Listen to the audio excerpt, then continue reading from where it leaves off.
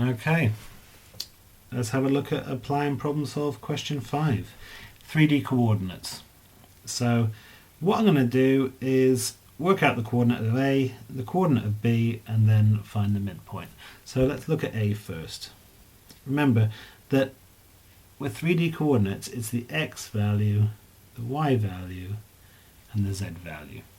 So you've even given these as marked on here, so the x-axis, the y-axis, and the z-axis. So the point A is 0 along on the x-axis, 0 along on the y-axis, and careful, it's halfway between 10 and 12, it's 11 on the z-axis.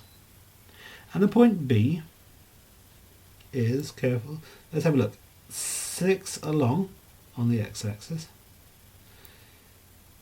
8 along on the y-axis, and nothing up on the z-axis. It's on the sort of the low plane, the base plane here, the plane of where the z amount is 0. So it is 6, 8, 0. Now to find my midpoint, it's half of it splits the difference between this. So halfway between 0 and 6 would be 3, so it's 3 along the x. Halfway between 0 and 8 would be 4, so it's 3 along there, 4 along here. You can sort of imagine it where it is. 3 along here, 4 along here. And then halfway between 0 and 11, 5.5. And sort of 5.5 up there. Okay, so there it is. Right, let's look at the next question. Right, I got more graph transformations. This is just simply shifted up 3. So if the whole lot is shifted up 3, then my minimum point is shifted up 3. So my new coordinates, so I'm going to say up 3. My new coordinates would be 3, 4. I'm going to look at this one and decide what sort of change that is. -2, so that is actually going to be right 2. If it's going right 2, my new coordinate there will be not 3 along, but now 5 along, and 1 up. My new midpoint, my new value there. Now, this is the one where we need to think carefully about it. Y equals f of a half x. So I'm going to go into a bit of detail with this. Now some of you may not really have seen that much of this one. So y equals f of a half x. Let's just take an x, let's take say an x squared curve, because this sort of looks like an x squared curve. We'll see what happens when I do the function, but for a half of x. So let's take some values of x. So here's my x squared, right, and here's half of x squared. Okay, half of x squared. There's x squared, here's half of x squared. Let's just imagine for different values of x.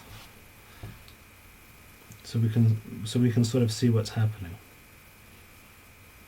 We can even put these in, right? So let's just take a few values. Like, let's say x was 2 when x was 4, 6, 8. The reason why I've chosen these ones is because when I half it, I still have a nice whole number. So x squared, so if x is 2, x squared would be 4. X was 4, x squared would be 16. If x was 6, x squared would be 36. And if x was 8, x squared would be 64. Now, a half of x squared, right, when x is 2, a half of x would be 1. 1 squared is 1. When x is 4, a half of 4 would be 2. 2 squared is 4. When x is 6, a half of 6 would be 3. 3 squared is 9. When x is 8, a half of 8 is 4. 4 squared is 16. So let's sort of plot that. Let's just have a little, let's just plot that and just to sort of see if we can spot what the transformation is. So just as a sketch, right? So I'm just going to do this roughly. Okay, here we go. I'm just going to do the positive values here. Right, so x squared. When x is 2, x squared was 4. I'm just going to give this some values. It's going to go up to 64, so I'm going to say 10, 20, 30, 40. Oops, right, bear with me. Error, not thinking it through carefully first. So I want to go up to 64. I want to make sure that you can see something. So I've got a 10, 20, 30, 40, 50, a bit more. That's it. And then I want to go as far as 8.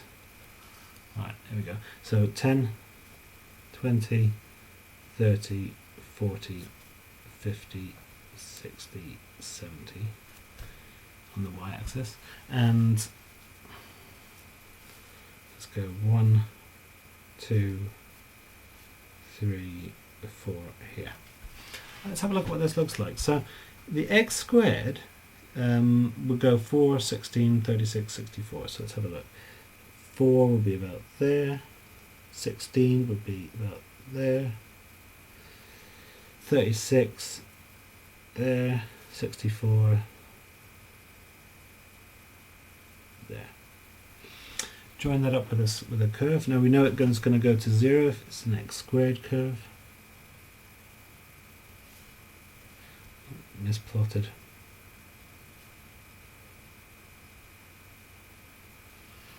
And carries on. Okay, there's my x squared. Let's have a look at the half of x squared. Right, well, it goes 1, 4. Okay, so hang on, sorry, this should have been 2, 4, 6, and 8. So it will go 1. Then it goes 4. Then it goes 9. Then it goes 16.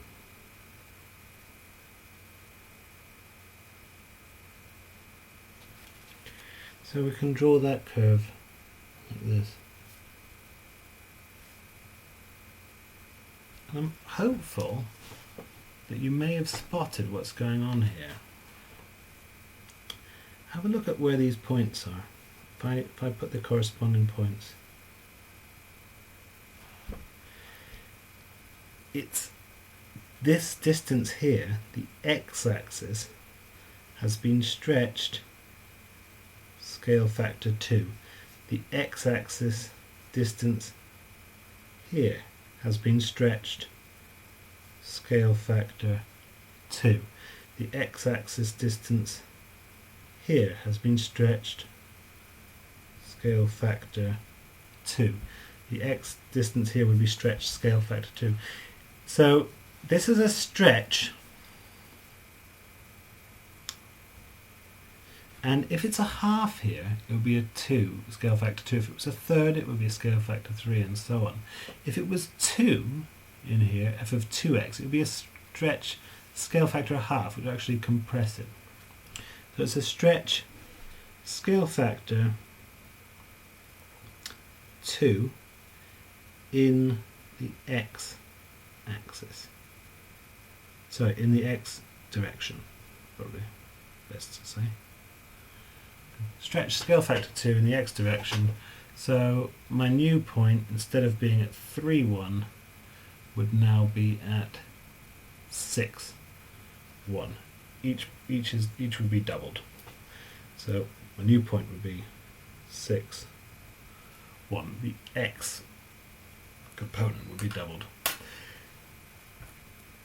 If you were not at all sure about this one, okay, we will have an opportunity to revise more about it at a later date. And that's the end of your No News section.